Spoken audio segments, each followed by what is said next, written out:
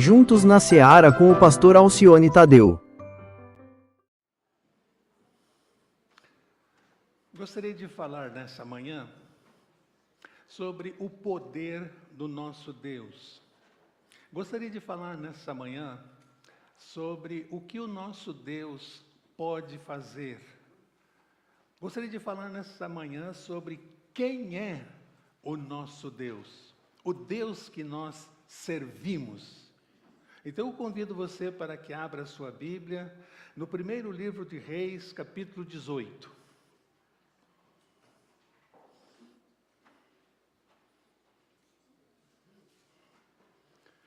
Primeiro livro de Reis, capítulo 18, nós vamos ler do verso 36 ao verso 38. E um título que colocamos bastante estranho: O fogo consumiu a água. É possível isso? É o contrário. É o contrário. A água que acaba com o fogo. Hoje nós vamos ver, a partir do poder de Deus, o fogo consumindo a água. Diz assim o verso 36 a 38 do 1 Reis 18. À hora do sacrifício, o profeta Elias colocou-se à frente do altar e orou: Ó Senhor Deus de Abraão, de Isaque e de Israel, que hoje fique conhecido que Tu és Deus em Israel e que sou o Teu servo e que fiz todas estas coisas por ordem Tua. Responde-me, ó Senhor, responde-me, para que este povo saiba que Tu, ó Senhor, és Deus e que fazes o coração deles voltar para Ti. Então o fogo do Senhor caiu e queimou completamente o holocausto, a lenha, as pedras, o chão. Também secou totalmente a água da valeta ao redor do altar. São três os personagens que eu quero destacar de início nesse texto. Primeiro, Elias. Não temos a genealogia de Elias na Bíblia. Elias surge do nada. E no reinado de Acabe, Deus vai usar poderosamente o seu servo Elias. Não tem nenhuma explicação na Bíblia sobre quem ele é, o que fazia, sobre a sua família. Ele aparece profetizando, ele aparece na presença do rei, confronta o rei e atua poderosamente naqueles dias de crise, de injustiças no reinado de Acabe. Acabe, segunda pessoa do texto, por influência da sua esposa Jezabel, ele trocou de Deus. Ele parou de servir o Deus verdadeiro, que o havia colocado no trono, e começou a adorar Baal, que era o Deus da sua esposa.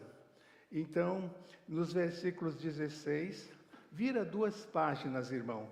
Capítulo 16, versículo 16. Vamos dar uma olhada bem rápida na biografia do rei Acabe. 1 Reis 16. Volta 2 páginas apenas aí na sua Bíblia. Então diz assim o texto bíblico em 1 Reis 16. Diz, vamos ler a partir do 29 apenas, para ganharmos um pouco de tempo e apenas nos situarmos no texto. No 38º ano do reinado de Asa, 16, 29 de 1 Reis. Rei de Judá, Acabe, filho de Onri, tornou-se rei de Israel. Reinou 22 anos sobre Israel em Samaria. Acabe, filho de Onri, fez o que o Senhor reprova, mais do que qualquer outro antes dele. Ele não apenas achou que não tinha importância cometer os pecados de Jeroboão, filho de Nabate, mas também se casou com Jezabel, filha de Eptabal, rei dos Sidônios, e passou a prestar culto a Baal e a adorá-lo. No templo de Baal, que ele mesmo tinha construído em Samaria, Acabe ergueu um altar para Baal. Fez também um poste sagrado. Ele provocou a ira do Senhor, o Deus de Israel, mais do que todos os reis de Israel antes dele. Triste biografia. Conhecia o Deus verdadeiro, troca de Deus por um ídolo, troca o seu Deus por Baal. E Jezabel, uma rainha fenícia, que se casou com Acabe e introduziu em Israel, reino do norte, como eu já falei, o culto a Baal. Sobre esse Deus trazido para dentro de Israel por a esposa de Acabe, por Jezabel.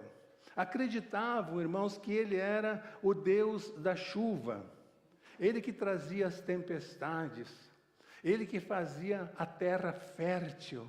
Baal fazia isso. E então, Deus manda Elias para o Monte Carmelo. E lá ele vai mostrar quem fez a chuva. Meus irmãos, Deus faz com Elias, convida Elias para ser o seu servo ali. Os irmãos conhecem um pouco da história, quem não conhece toda a história pode ler o capítulo 18, hoje fica como dever de casa, e conhecer toda a história. Os profetas de Baal, eram 450, preparam um altar, e desde a manhã até o final da tarde, eles gritam, eles rodeiam o altar, eles clamam a Baal para que mande fogo e queime o cordeiro que havia sido posto no altar. Esse foi o desafio de Elias.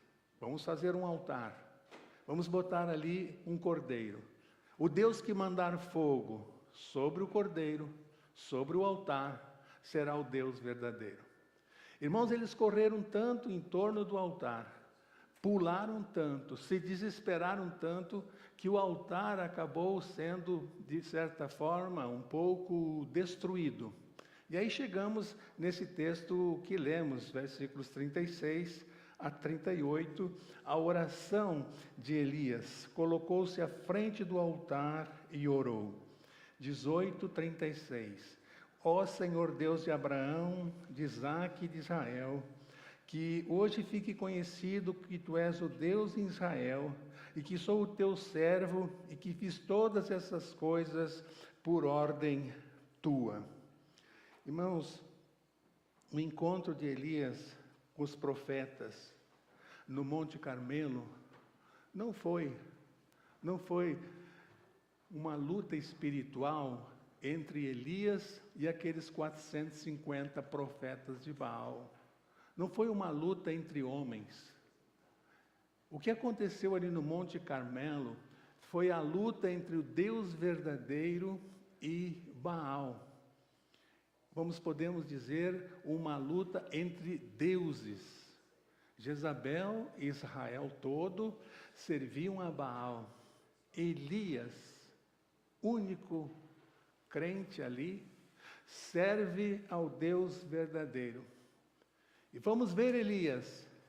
E aí Elias diz para os 450 profetas, vamos ver, o Deus que mandar fogo do céu, esse Deus será o Deus verdadeiro. Elias foi apenas um instrumento que Deus usou para operar aquele milagre, para fazer com que Israel reconhecesse quem era o Deus verdadeiro e se voltasse para o Deus verdadeiro. Irmãos, Elias, um instrumento poderoso de Deus naquele dia para fazer esse milagre. Ele ora e Deus manda fogo do céu para mostrar quem era o Deus verdadeiro. Quando Elias acordou naquela manhã, ele não imaginava que Deus ia fazer aquela obra através da vida dele. Tanto é, isso é um outro sermão, que Elias foge, Elias tem medo, depois de tudo que aconteceu. Ele não esperava aquela maravilha que Deus iria realizar e que Deus acabou realizando. Um homem que surge do nada. E você, meu irmão, você, minha irmã, quem sabe se achando incapacitado para fazer qualquer obra no reino de Deus. Queria dizer a você que, como Elias, não é você que faz a obra, tá bom, irmão? É o Deus verdadeiro que opera, que quer operar através da sua vida. Na medida que você se dispõe, na medida que você se coloca na presença de Deus. Interessante que no capítulo 1 de 2 Reis, também você vira aí 2 páginas para frente. Primeiro, no 2 Reis, capítulo 1, já temos o rei Acasias reinando em Israel. 2 Reis agora, 2 páginas para frente, capítulo 1, versículo 8. Rei Acasias. O rei perguntou aos seus súditos, aos seus ajudadores, aqueles que o ajudavam a reinar, como era o homem que os encontrou e lhes disse isso. E trouxeram uma notícia horrível para Acasias.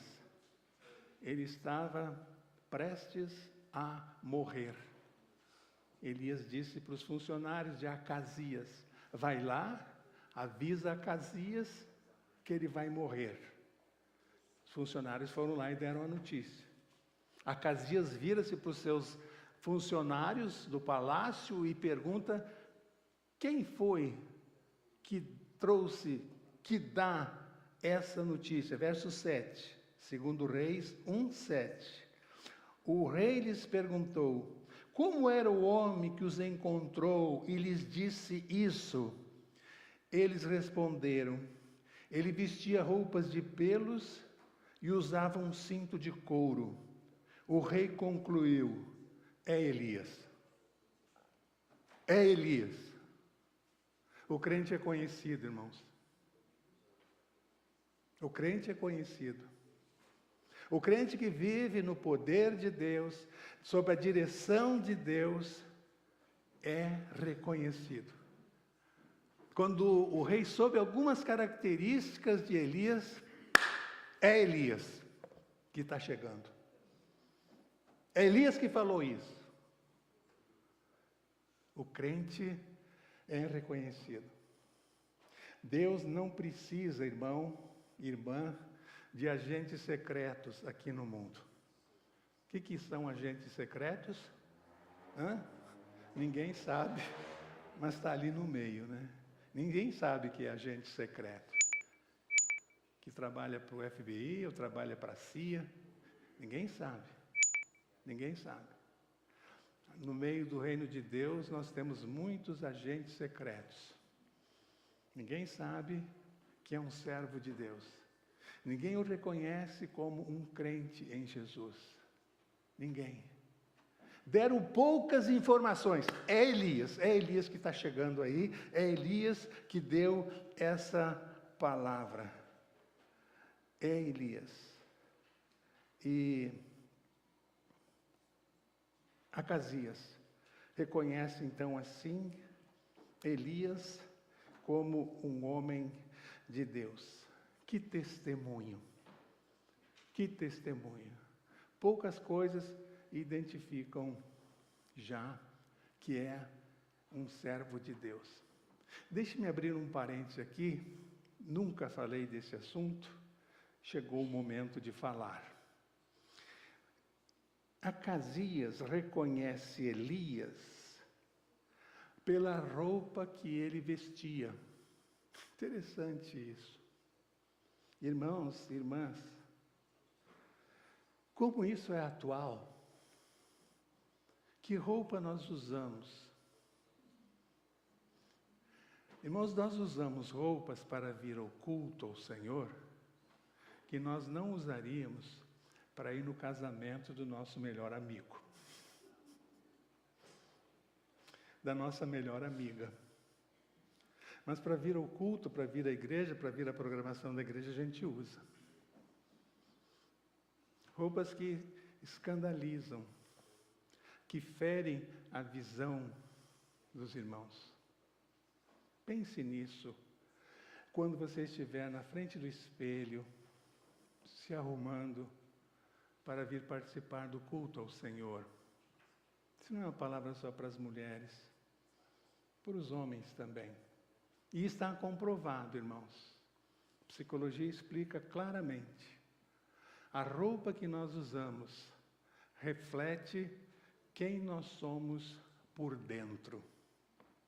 O que nós pensamos, como vai o nosso pensamento, como nós agimos.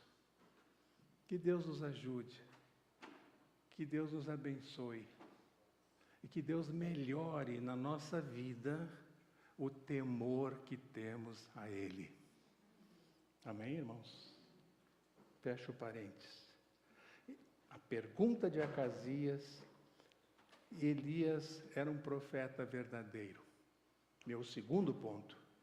Por que Elias é um profeta verdadeiro, irmãos? Porque o que ele falou acontece. Ele disse: não vai chover por causa da idolatria em Israel. E 3 anos não choveu. Passados 3 anos, Elias disse: vai chover. E choveu. Isso é palavra profética, irmão. É palavra de um homem de Deus. Seca, fome, por causa da infidelidade do povo. E deixaram o Deus vivo de lado para adorar Baal. Mas Baal não era o Deus da chuva? Não era o Deus da fertilidade? Não era o Deus que trazia fartura, Baal? Agora o homem de Deus diz: seca, chove. Quem é o Deus que manda? Quem é o Deus verdadeiro? Foi exatamente nessa área que eles acreditavam tanto que Deus interferiu. Depois do que acontece aqui, que nós lemos, capítulo 18, a partir do verso 36, diz o texto que Elias fugiu. Olha o capítulo seguinte, aí, o capítulo 19, o versículo 3.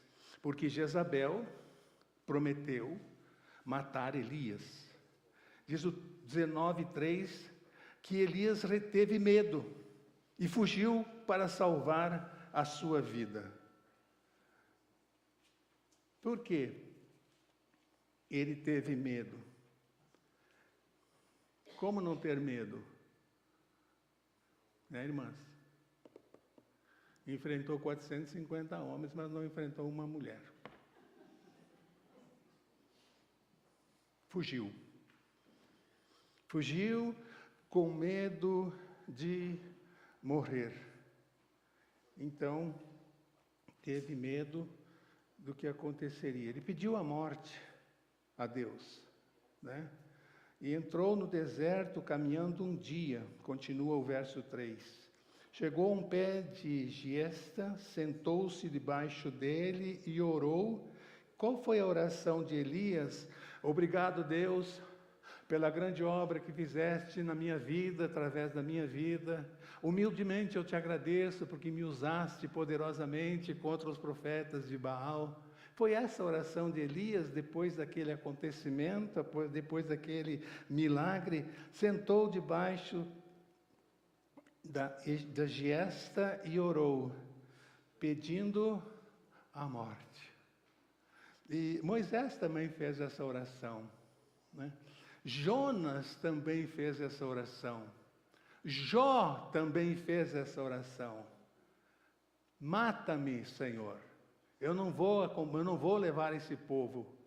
Não vou, disse Moisés para Deus. Jonas disse o mesmo. Jó disse, chega de sofrer, mata-me, Senhor.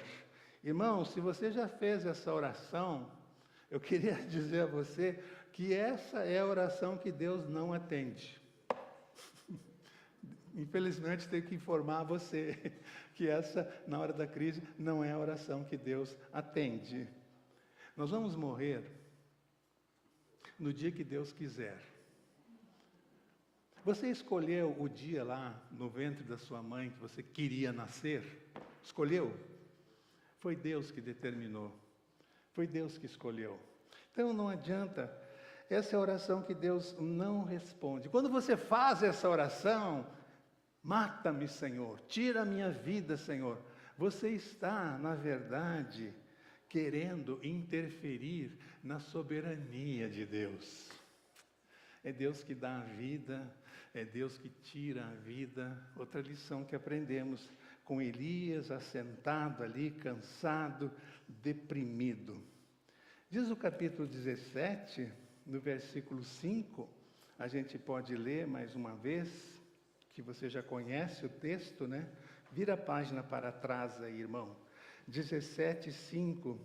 E ele fez o que o Senhor lhe tinha dito, foi para um riacho de Querite, a leste do Jordão, e ficou lá.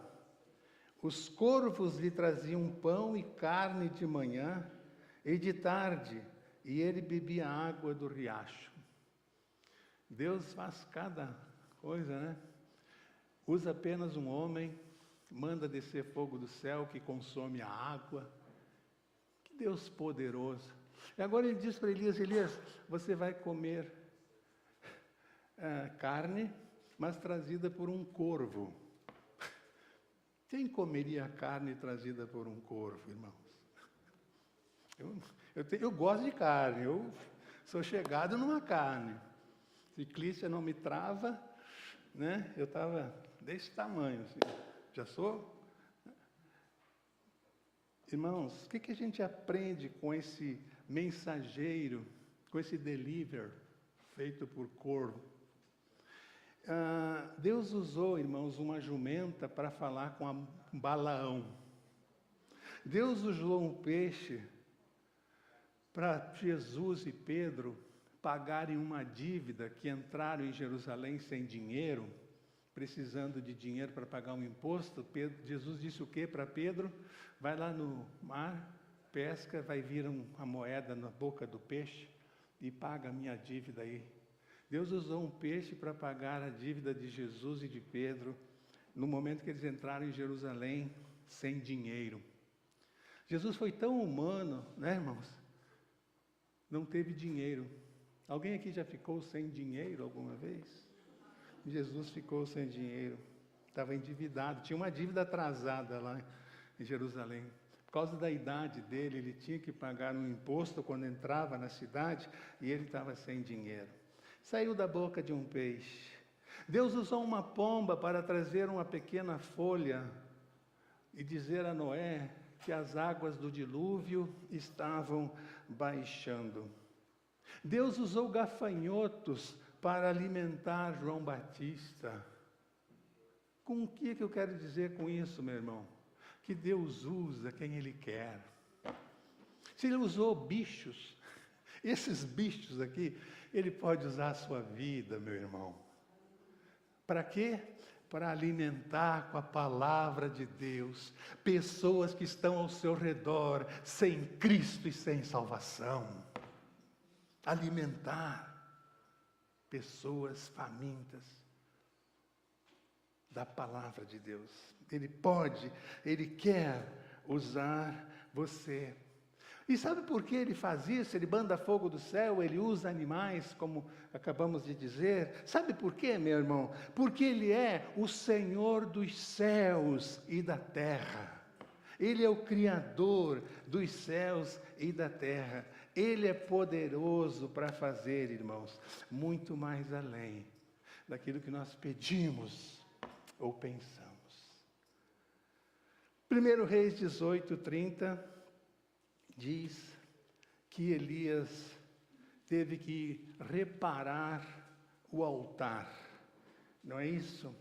Verso 30 do texto do capítulo 18. Então Elias disse a todo o povo: aproxime-se de mim. O povo aproximou-se e Elias reparou o altar do Senhor, que estava em ruínas. Os 450 homens acabaram, derrubaram, deixaram o altar em ruínas. Reparou o altar. Meu irmão, a Bíblia diz, se você é crente, você tem o Espírito Santo de Deus. Você carrega Deus dentro de você. Você é um altar para glorificar o nome de Deus. Um altar.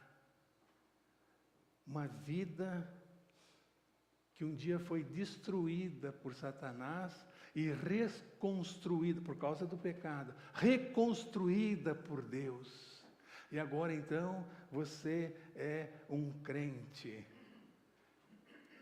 em Jesus, um altar para servir o nosso Deus e para ser usado por Deus.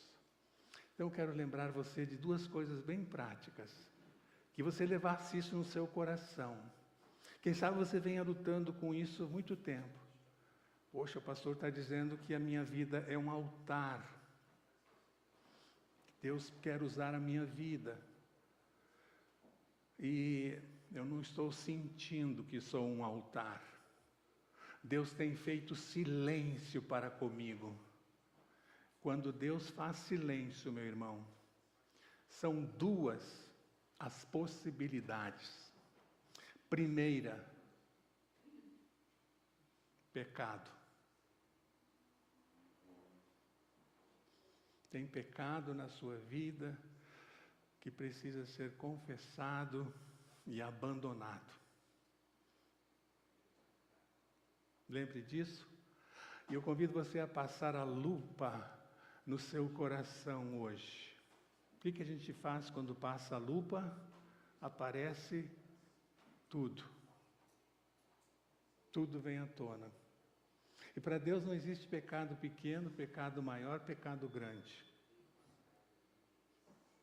Segundo motivo para Deus fazer silêncio, irmão, é que Ele está preparando um grande milagre para fazer na sua vida. Você lê Gênesis capítulo 1 e você vai ler ali que a terra era sem forma e vazia. Não tinha nada. E Deus em silêncio. E quando Deus começa a se manifestar, uma obra maravilhosa acontece. Haja luz, haja água, animais, céus, firmamento. E a terra começa a existir. O mundo começa a existir a partir da palavra de Deus. Mas antes havia o quê? Silêncio. Ele quer fazer, Ele quer fazer, Ele quer fazer uma grande obra na sua vida. Espere nele. Quando Deus foi fazer uma grande obra da vida de Abacuque, o texto bíblico diz que Abacuque foi para um muro e subiu lá no lugar onde ficava o sentinela, onde ficava o guarda, em cima do muro. Abacuque ficou lá e ele disse: em silêncio, aguardarei a obra que Deus vai fazer.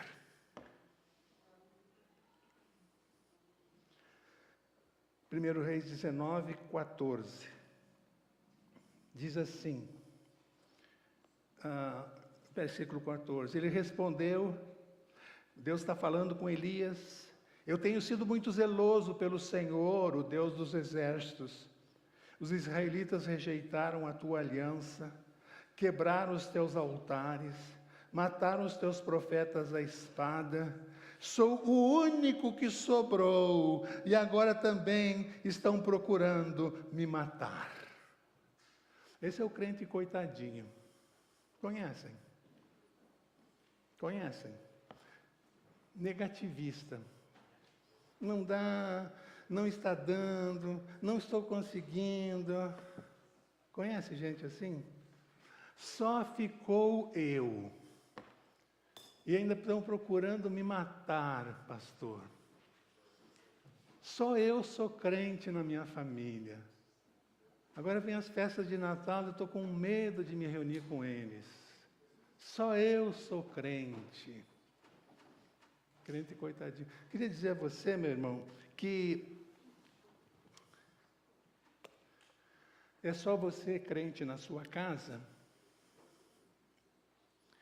Quanto mais escura for a sala, mais aparece a luz da vela. Concordam comigo? Já viram isso? Mais aparece a luz da vela. E você é a vela onde você estiver, para iluminar. Jesus disse: eu sou a luz do mundo. Vós sois a luz do mundo. Vocês serão luz no mundo. Só sobrei eu. Aí Deus diz para Elias no versículo 18: Elias, para de falar isso aí. Levanta dessa situação, Elias. E diz para Elias: no entanto, fiz sobrar, Elias, 7.000 em Israel, todos aqueles cujos joelhos não se inclinaram diante de Baal, e todos aqueles cujas bocas não o beijaram. Tem 7.000. Tem uma igreja aí perto de você, com 7.000 membros, 7.000 crentes, para você pastorear, Elias, para você cuidar, para você se juntar a ela e continuar fazendo a obra. Você não está sozinho. Para com essa conversa. Vá para a igreja, edifique a sua vida através dos cânticos, através do estudo da palavra, através dos louvores. Edifique a sua vida. Tem 7.000 aí para te apoiar. Para com isso, para com essa conversa. Ai, pastor, eu estou um pouco desanimado. Eu ando muito desanimado. Lá na igreja não tem novidades. Estou procurando igrejas aí para ver uma que eu me encaixe. Mais ou menos está dizendo: eu estou procurando uma igreja aí que me cultuem, que me agradem, que me agrade. Está procurando uma igreja para agradar a Deus, cultuar a Deus.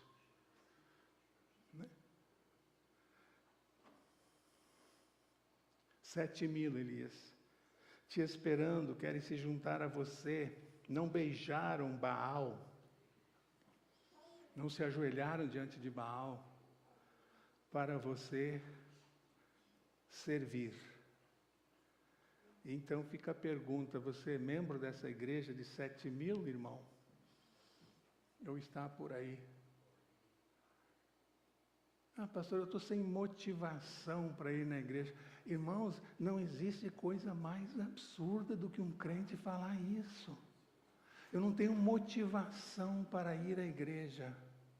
Irmãos, quem é ou qual é a motivação para nós virmos para a comunhão, para o culto, para a adoração de Deus na congregação?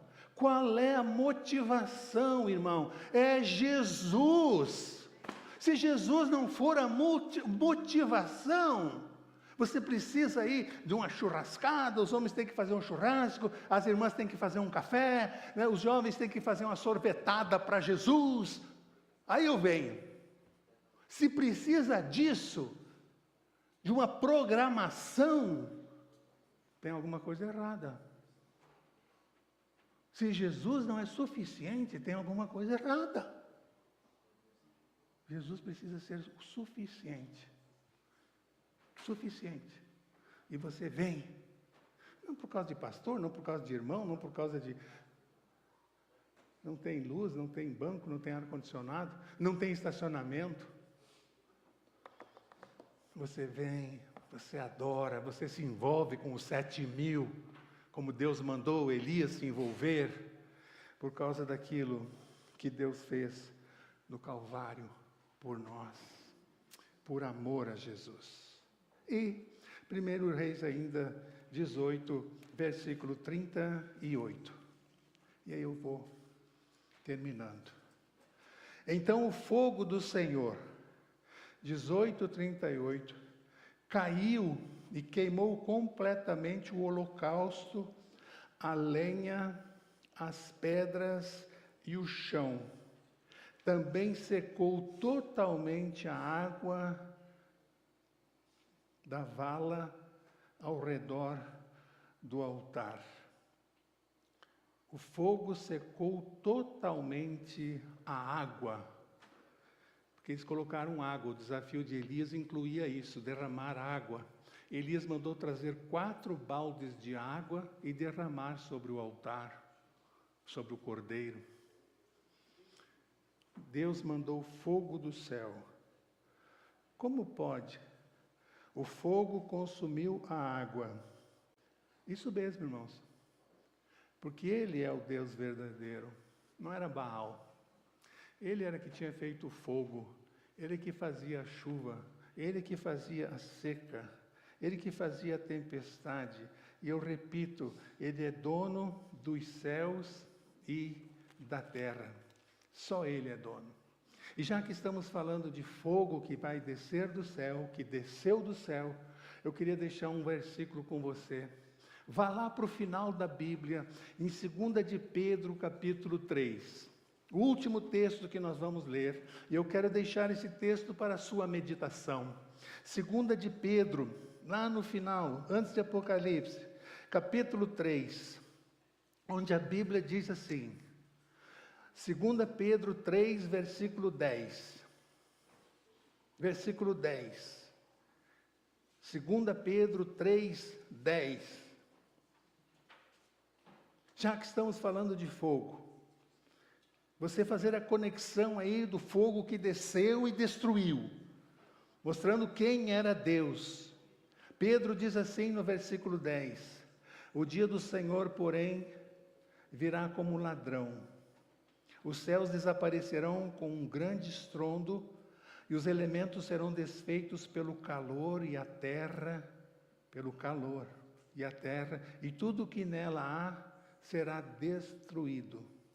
Visto que tudo será assim desfeito, que tipo de pessoas é necessário que vocês sejam? Vivam de maneira santa e piedosa, esperando o dia de Deus e expressando a sua vinda. Naquele dia, os céus serão desfeitos pelo fogo, e os elementos se derreterão pelo calor. Todavia, de acordo com a sua promessa, esperamos novos céus e nova terra, onde habita a justiça. Onde você vai estar? Tem 2 lugares. O texto não fala de 2 lugares aqui? Tem 2 lugares. Porque o fogo e os elementos se derreterão pelo calor. Todavia, de acordo com a sua promessa, nós esperamos novos céus e nova terra. Você fica ou você vai para os novos céus e nova terra? Nesse dia terrível que a Bíblia diz, o dia do Senhor. Você vai ou você fica? A decisão é sua. Tome a decisão agora de um dia na eternidade usufruir esse novo céu e essa nova terra que Jesus veio nos buscar para habitar nela. Jesus com a sua morte na cruz. Que Deus nos abençoe. Amém. Vamos orar. Vamos orar. Você conhece alguém que ainda não está preparado para habitar os novos céus e a nova terra? Queria desafiar você a orar por essa pessoa, porque naquele dia os céus serão desfeitos pelo fogo. Os elementos se derreterão pelo calor. Onde você estará? Onde sua família estará? Ainda é tempo de clamar. É tempo de buscar. É tempo de consagrarmos nossa vida como Elias fez.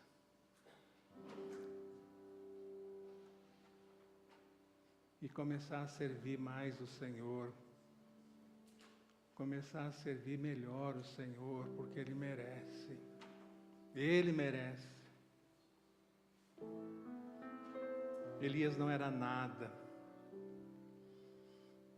Melancólico, triste. Você é assim, Elias? Então é você que eu vou usar.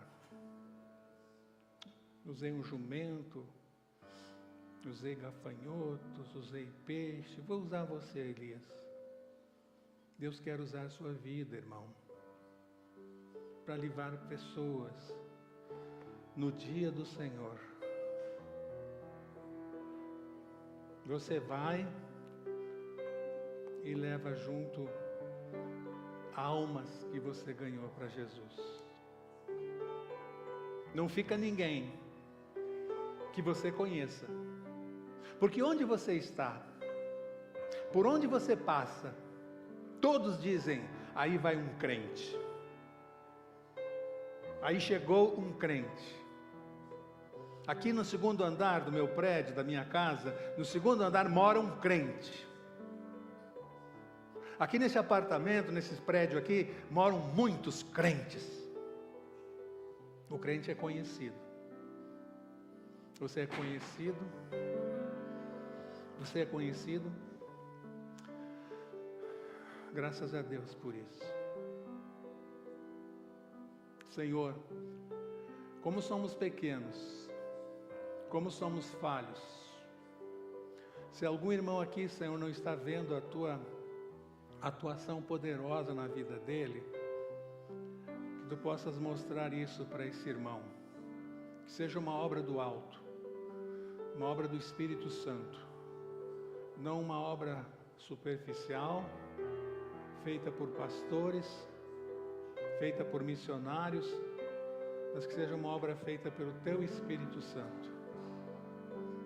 E que o amor de Deus, nosso Pai, a graça de nosso Senhor e Salvador Jesus Cristo, a doce, maravilhosa comunhão do Espírito Santo de Deus, seja com cada um de nós, hoje e para todos sempre. Amém. Deus abençoe você.